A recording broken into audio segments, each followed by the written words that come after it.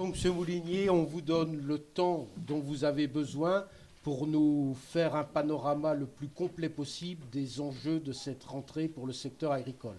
En vous remerciant une nouvelle fois, malgré une semaine qui était très chargée, d'être à nos côtés en Saône-et-Loire aujourd'hui. Merci beaucoup, Monsieur le Président de Serles.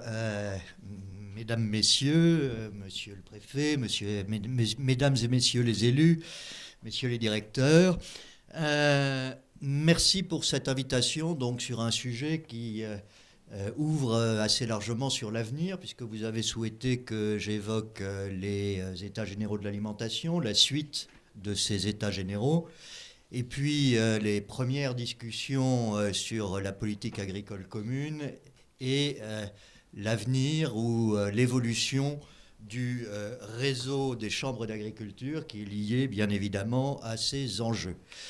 Alors, pourquoi m'avoir invité en tant que grand témoin? Alors, il se trouve qu'en dehors de l'estime que je vous porte, Monsieur le Président, et de l'amitié que j'ai pour votre directeur, il se trouve que je connais un peu le réseau des chambres d'agriculture, puisque j'ai été, il y a maintenant un certain temps, puisque c'était de 1998 à 2002, directeur général de l'Assemblée permanente des chambres d'agriculture, avec deux présidents successifs, Jean-François Hervieux d'abord et ensuite Luc Guyot. Et puis j'avais d'ailleurs à cette époque l'occasion et le plaisir de travailler avec Gisèle Cornier, qui était une des deux présidentes de chambre, ce qui est tout de même une rareté. Je ne sais pas aujourd'hui combien il y a de présidentes à l'intérieur du réseau, mais ça n'a pas augmenté, beaucoup. Ça a doublé, nous dit. Ça a doublé, 4.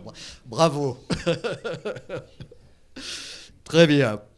Alors, il se trouve que donc depuis cette quinzaine d'années, le réseau des chambres a naturellement évolué, mais depuis 5 ans, j'ai souhaité réapprofondir un petit peu ma connaissance du réseau chambres, et donc je suis depuis 5 ans au comité scientifique de l'Assemblée permanente des chambres d'agriculture, qui a pour objet de porter un regard un petit peu extérieur avec la vision scientifique et aussi d'analyser notamment tous les projets régionaux de développement agricole et rural. Donc ça me permet de continuer à suivre l'actualité des chambres. Et puis parallèlement, vous l'avez indiqué, je suis aujourd'hui vice-président du CGAER. Alors CGAER, c'est Conseil général de l'agriculture, de l'alimentation et des espaces ruraux, qui est un organisme qui est donc une instance de conseil qui est placée directement auprès du ministre, et j'en suis le vice-président parce que c'est le ministre qui préside le CGAER. Donc c'est donc au titre de l'ensemble de ces fonctions, présentes et passées, que je vais vous livrer une vision qui va être personnelle. Je m'exprime à titre personnel sur un certain nombre de grands enjeux. Pourquoi personnel? Parce que quand on parle de la suite des EGA, elle n'est pas écrite. Quand on parle de la réforme de la PAC, elle débute. Et quand on parle de l'évolution du réseau chambre, là encore... je pense que cette évolution, elle ne va pas se faire avant les prochaines élections et qu'elle devra se faire après ces élections. Alors, tout d'abord, je vais peut-être commencer par vous parler un peu du CGAER donc, et du rôle du CGAER. Alors, le CGAER, c'est 140 membres qui sont tous des seniors, qui ont tous occupé des fonctions de direction au sein de ce ministère, et qui réalise sur la base de lettres de mission signées soit par le ministre, soit par sa directrice de cabinet, tout type de missions de conseil. Des missions de conseil, des missions d'audit, des missions d'évaluation de politique publique, des missions de prospective, et ce sur l'ensemble des champs du ministère. Naturellement, les filières agricoles, la pêche, puisque la pêche est revenue depuis l'an dernier dans le giron du ministère, elle était passée à l'écologie, l'agroalimentaire, la forêt, l'eau et les territoires, l'alimentation et la santé, l'enseignement et la recherche, l'organisation des services de l'État, et puis aussi on a une action forte à l'international, puisque l'on participe à beaucoup de projets de jumelage avec un certain nombre de pays qui sont plus ou moins proches de la France. Alors, quelques exemples des missions sur lesquelles nous travaillons actuellement. Le ministre nous a demandé de travailler sur les systèmes de production des zones intermédiaires, qui est un sujet compliqué, et des modèles économiques de ces zones. Nous intervenons aussi sur l'appui à la mise en œuvre du grand plan d'investissement qui a été annoncé par le ministre, et j'y reviendrai. Nous avons une mission en cours sur l'impact de la séparation des activités de conseil et de vente des produits phyto, qui fait l'objet d'un article du projet de loi Egalim, mais sur lequel il y aura une ordonnance à écrire, et donc nous y travaillons.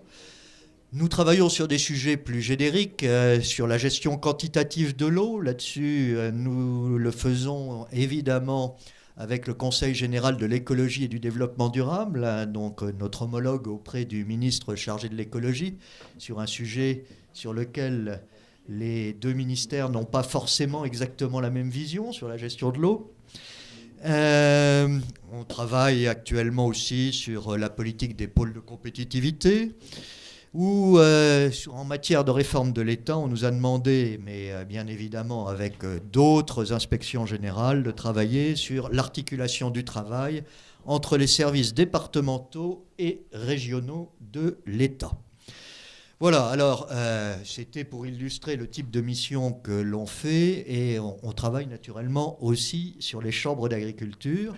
Donc nous avons eu un certain nombre de missions d'audit des chambres d'agriculture, à peu près dans toute la France, dans toutes les régions. On a travaillé beaucoup sur les conditions dans lesquelles se sont faites les délégations de services publics installation.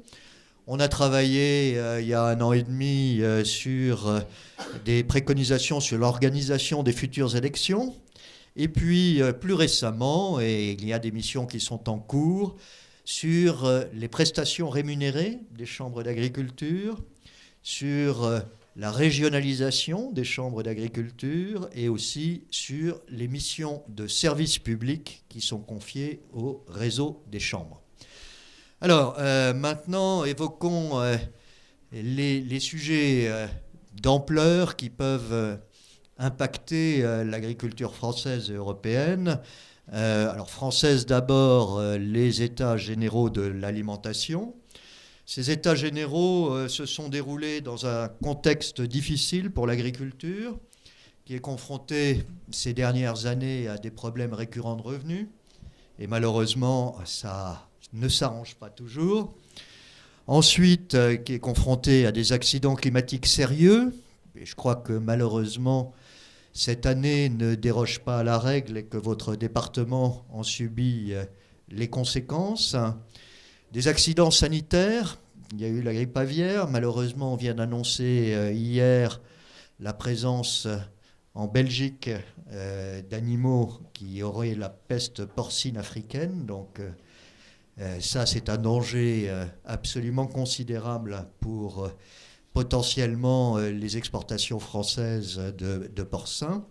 Et puis, bien évidemment, des relations tendues avec la grande distribution, et puis une grande pression sociale sur les enjeux environnementaux et les enjeux de santé publique. Moyennant quoi, ces États généraux de l'alimentation qui se sont déroulés dans 14 ateliers, ont été actifs, productifs et ont donné lieu à un dialogue nourri.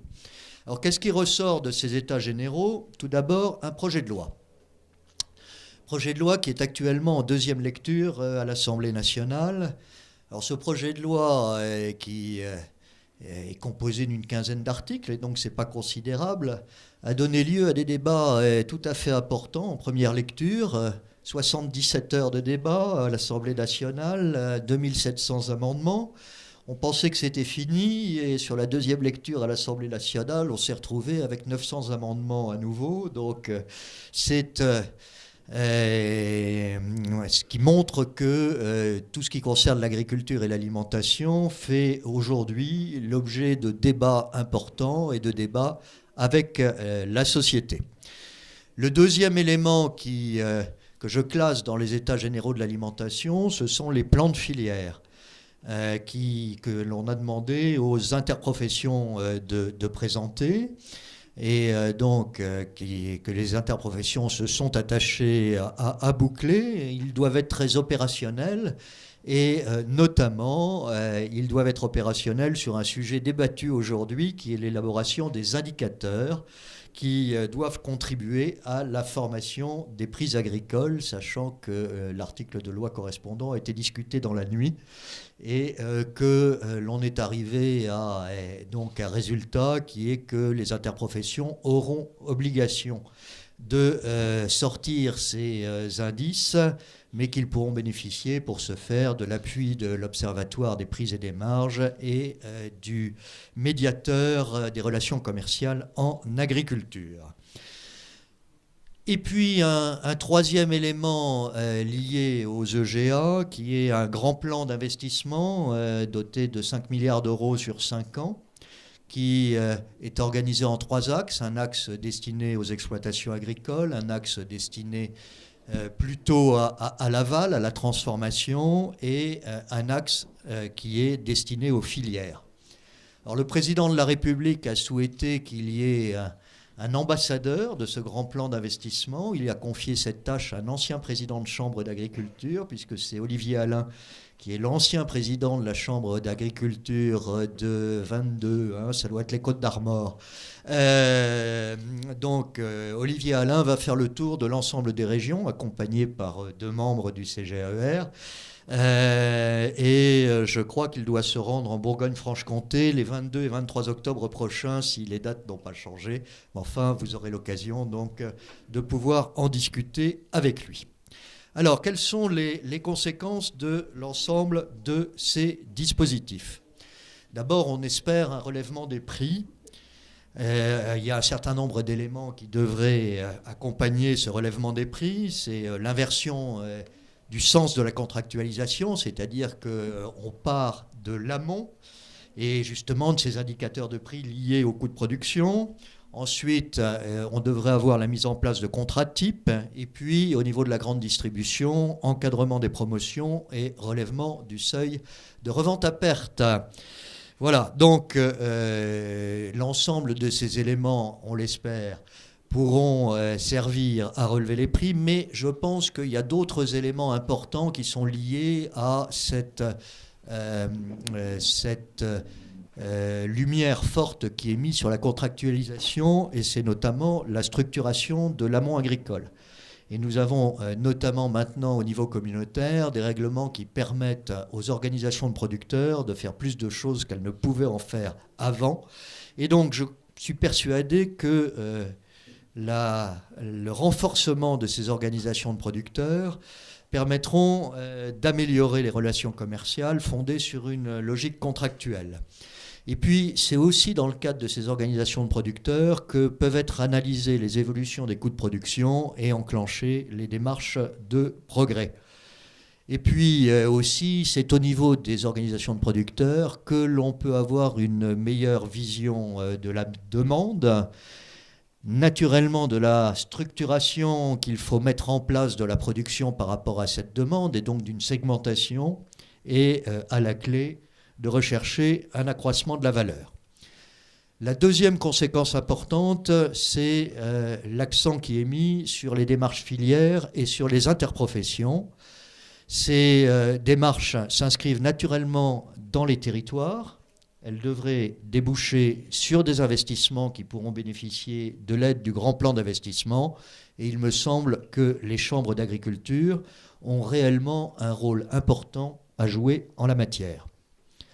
Enfin, sur le volet de la transformation des pratiques agricoles et de la promotion d'une agriculture multiperformante, les chambres ont déjà beaucoup fait et elles ont encore un rôle considérable à jouer.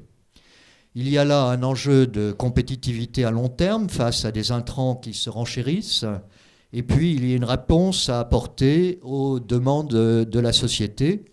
Et je reste persuadé que l'économie et l'environnement sont compatibles et que c'est par la recherche et l'innovation que les solutions seront trouvées. Alors passons maintenant à un deuxième sujet important qui est l'évolution de la politique agricole commune.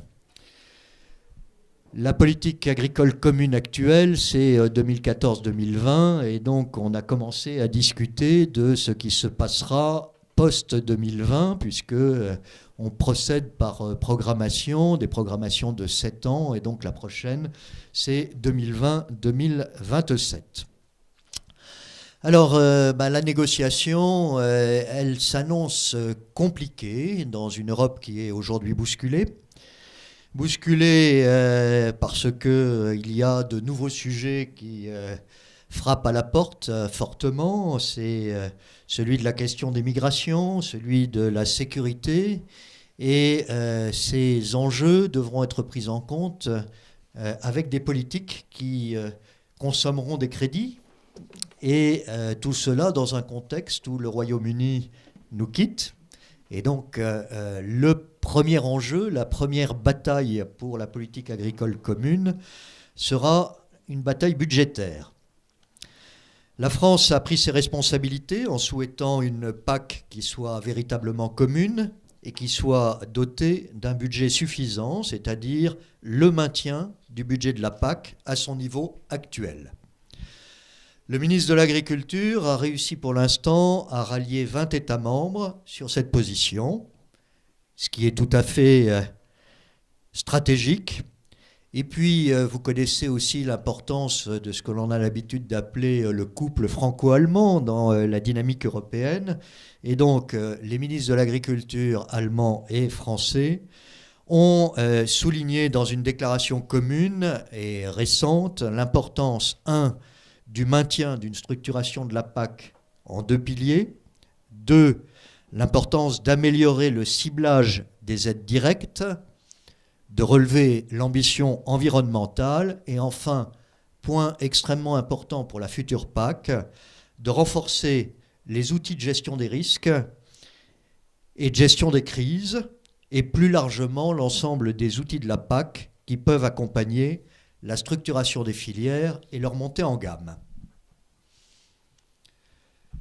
Les 2 ministres insistent sur la nécessité de simplifier réellement la PAC et cette simplification doit aboutir naturellement à un allègement significatif de la charge administrative des agriculteurs. Tels sont les premiers éléments sur lesquels démarre la négociation. Il est difficile de dire naturellement quand cette négociation aboutira et quels seront les contours réels de cette prochaine politique agricole commune. Néanmoins, si les orientations que porte la France sont retenues, un certain nombre de dispositifs pourraient entrer en synergie avec ce qui s'est passé pendant les États généraux de l'alimentation. D'une part, des paiements de base qui garantissent un revenu aux agriculteurs et qui leur permet de produire selon des standards qui sont plus élevés qu'en dehors de l'Europe. 2, des aides couplées qui pourraient permettre une consolidation du maillon production ainsi que la montée en gamme. On pense que ces aides couplées pourraient se décliner en programme opérationnel, un peu comme ce qui est fait en matière de fruits et légumes ou de viticulture, et donc de permettre ainsi de conforter un certain nombre de filières. Sur le plan environnemental, sur lequel on ne peut pas dire aujourd'hui que la politique agricole soit empreinte de simplicité, un nouveau concept a vu le jour. Il s'agit de ce que l'on appelle les éco-schemes en anglais, ou programmes environnementaux. Et l'idée par derrière est d'avoir des démarches collectives qui seront évaluées non plus sur les moyens qui sont mis en œuvre, mais sur les résultats qui seraient obtenus. Tout ça pour être en mesure de rémunérer des services environnementaux, sujet qu'on n'a pas réussi à traiter de façon opérationnelle et simple jusqu'à présent. Voilà, et là encore, s'agissant de projets de territoire qui concernent la consolidation des filières, la montée en gamme ou l'ingénierie nécessaire au montage de ces éco-schemes, il me semble que les chambres ont un rôle important à jouer. Alors je voudrais maintenant arriver à un sujet qui concerne le plus court terme, puisque les chambres d'agriculture font l'objet d'une attention soutenue et qu'on les retrouve cités dans un certain nombre de textes législatifs qui soit viennent juste de sortir, soit sont en cours de discussion. Je voudrais tout d'abord parler de la loi pour un État au service de la société de confiance, la loi ESSOC, sur lequel l'article 38 traite des chambres d'agriculture. Cette loi a été promulguée le mois dernier. Donc, un décret de 2016 avait permis aux chambres régionales d'exécuter en propre un certain nombre de missions. Ce décret a été censuré par le Conseil d'État et donc la loi ESSOC reprend ces dispositions et donc permet aux chambres régionales de conforter leurs compétences. Et puis, cet article prévoit une expérimentation sur 3 ans via une ordonnance qu'il faudra prendre dans les 6 mois et qui confie au réseau des chambres une mission d'information sur la réglementation, d'appui au dépôt des demandes d'aide et d'assistance au retour à la conformité suite à contrôle. Alors le contenu de cette ordonnance, il est naturellement à faire et voilà, je pense que l'évolution de l'action des chambres en matière de services publics est aussi liée à l'organisation territoriale de l'État dans les départements. Cette organisation a été questionnée lors des travaux du comité Action publique 2022.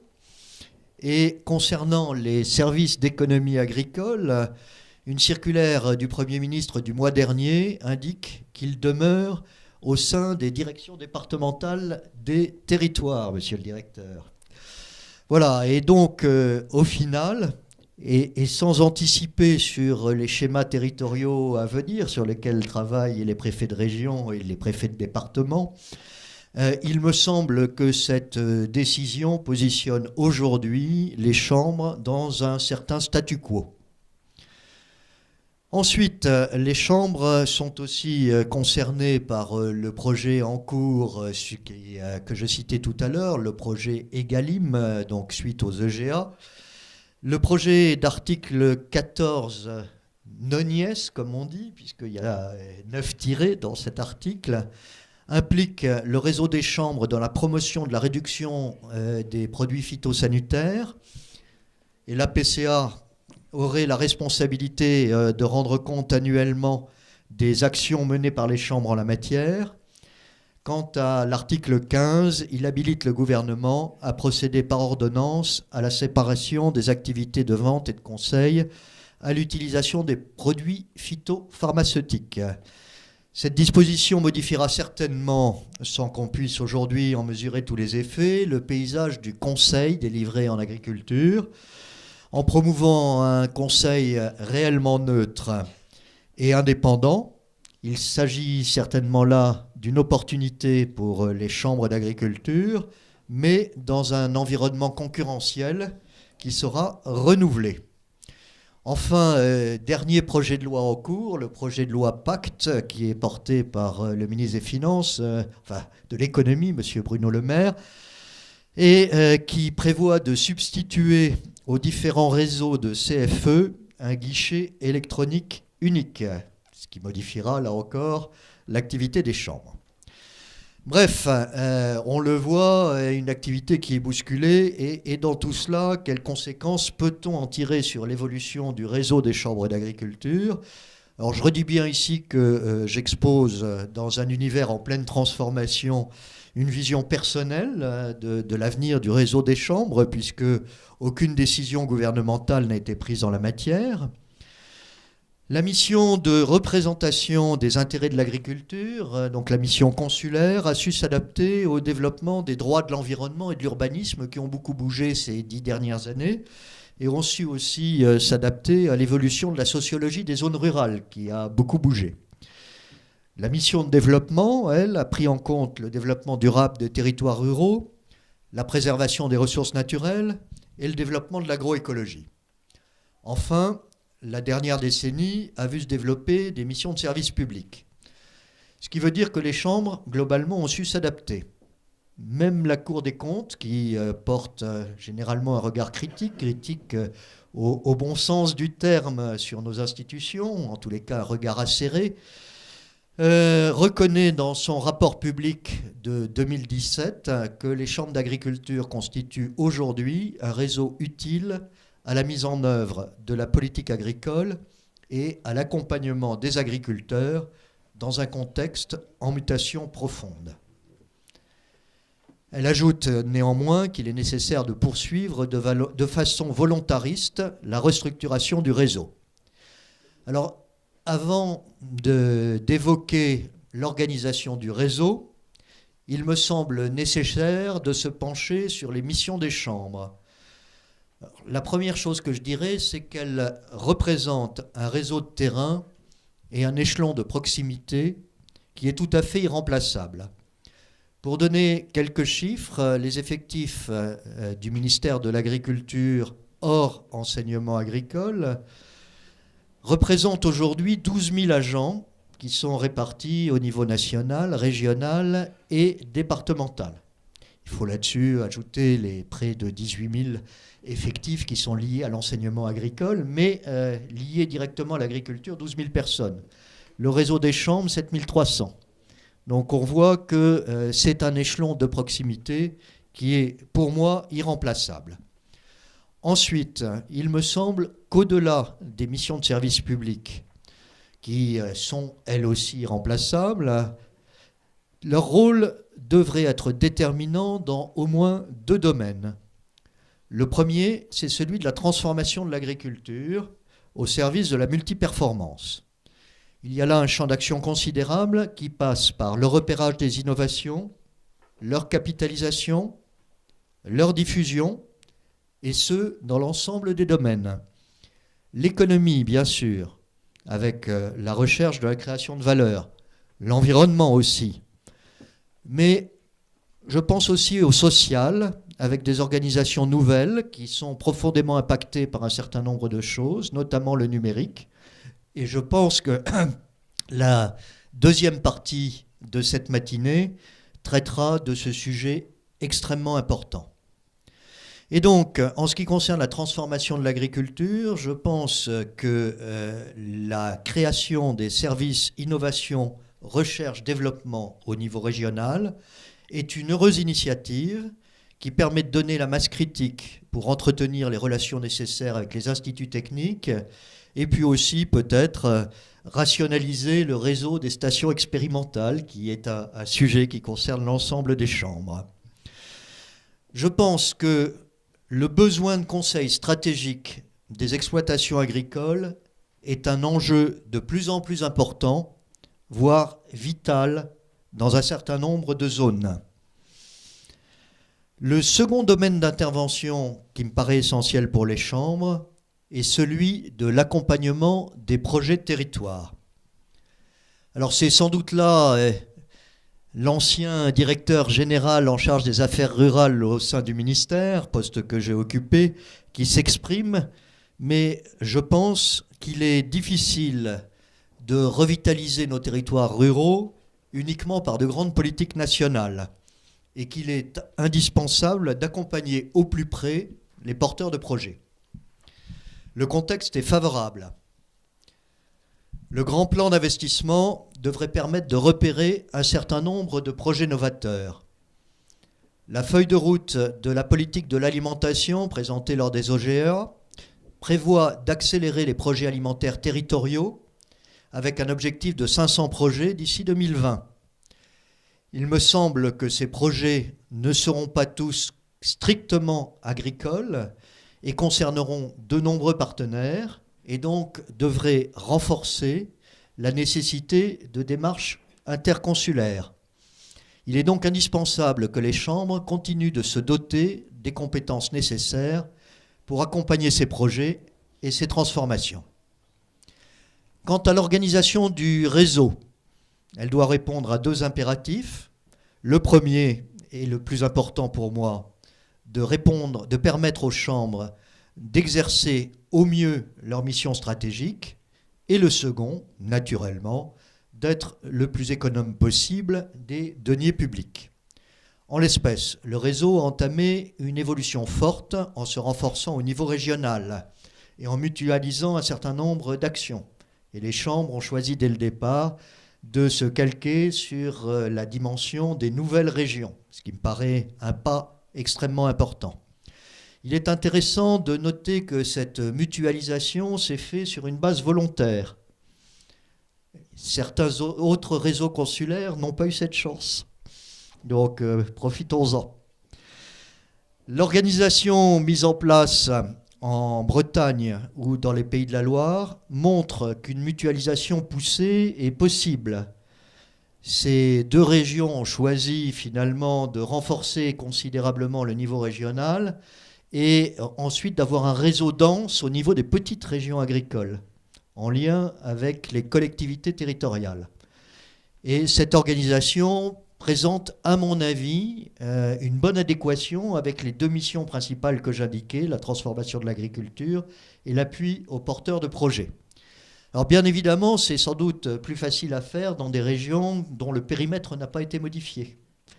Ça prendra sans doute un petit peu plus de temps dans les nouvelles régions. Et je sais que la Bourgogne-Franche-Comté s'est bien engagée dans cette orientation avec une mutualisation forte sur les fonctions support.